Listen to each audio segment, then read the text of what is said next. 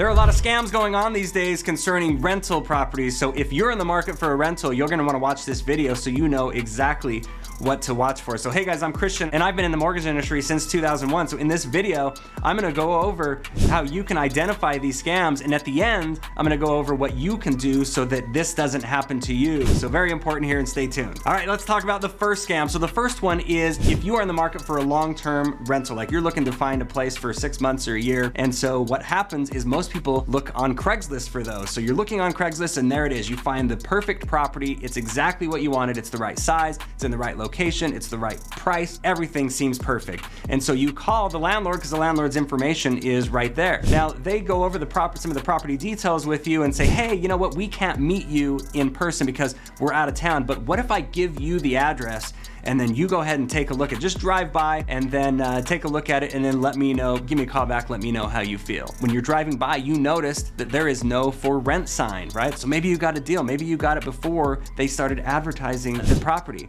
right? So you get back, you give them a call, hey, I really liked it, it's a great price, unheard of price as far as that goes, so let's go ahead and work this out. The landlord then says, hey, go ahead and send me, I'm gonna have you send me a deposit, or maybe I'll waive that deposit, you know, and just send me the first 2 months rent, and then we'll call it good. I haven't had time to go down there and really look at the property and clean it up as good as I want to, so I wanna make sure to give you a good deal on it. Go ahead and wire me the money, or Western Union, me that money, and then I'll go ahead and drop the keys in the mail, or I'll overnight them to you and you'll have them tomorrow. So you're thinking, oh great, I'm getting a good deal on a property, I'm getting it when nobody else really knows about it, and maybe I gotta do a little bit of work as far as the cleanup goes, but it's worth it to me.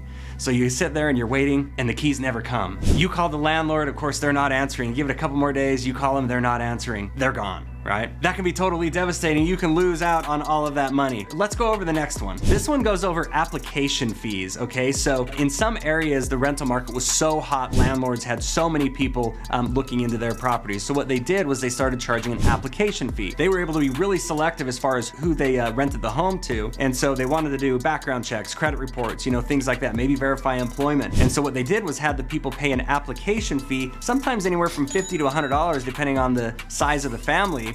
And that money was meant to go towards the cost of pulling a credit report or towards doing the background check, you know, verifying employment, you know, things like that. So it made sense, right? So a lot of times people would make these application fees. In fact, I know one person that had $2,700 of application fees before this family was able to find a rental home.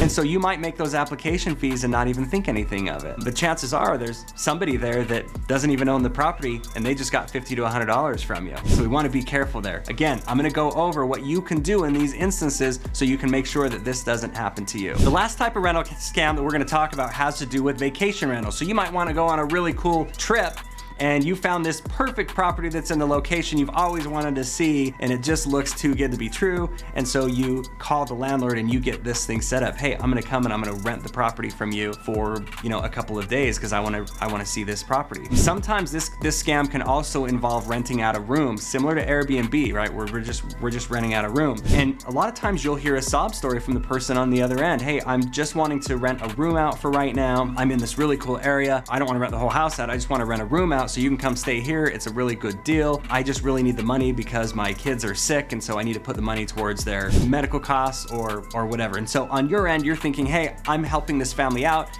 and I'm getting a good deal on the other end, right? So this is great all the way around. So the person says, hey, why don't you go ahead and either Venmo me the money or Western Union it to me. I'll give you the address just before you get here and then we'll get you all checked in, and hey, maybe we'll even provide you dinner or something like that. You know, thanks so much for helping our family out. But you get there and it doesn't exist. Okay, so these scams are happening and they're pretty frequently, much more frequently than what you would think. So what can you do to make sure that it doesn't happen to you? And here it is. It only takes a couple of minutes as well, depending on the county that the property is in. So I'm in Washington County. I'm gonna go to Google and I'm gonna search for Washington County Property Assessor. So this way, I'm gonna look up and see who owns the property, or at least the tax records, right? Some counties will show you ownership, others may not, you know, depending on the county that you're looking in. But go over there and you can look at the actual tax bill. It's public data, so you'll have access to it. It's free for the most part. There might be a county here and there that charges, but most of them that I've seen are free. And you can go over there, look at the actual tax bill.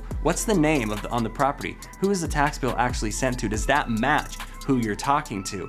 If it doesn't, and there's some of these other strange coincidences such as no for rent sign or no listing on VRBO, right, for the vacation rental, look at the assessor's office first, look at those property details, find the tax records, and see exactly who owns it before you go down that road. Now, some of the websites like Zillow and those, most of them will have a link directly to the property tax records on there, so you could try that as well. Same thing, you know, usually it takes you to the same spot. But if you can make sure that that person matches the person that you're talking to and the person that you're actually, you know, putting on a check if you're sending it over, right? This is a way that you can make sure that they own the property before you go ahead and send any money. So hey guys, thanks so much for watching. If you found any value on this video, please be sure to like and subscribe. We'll see you on the next one.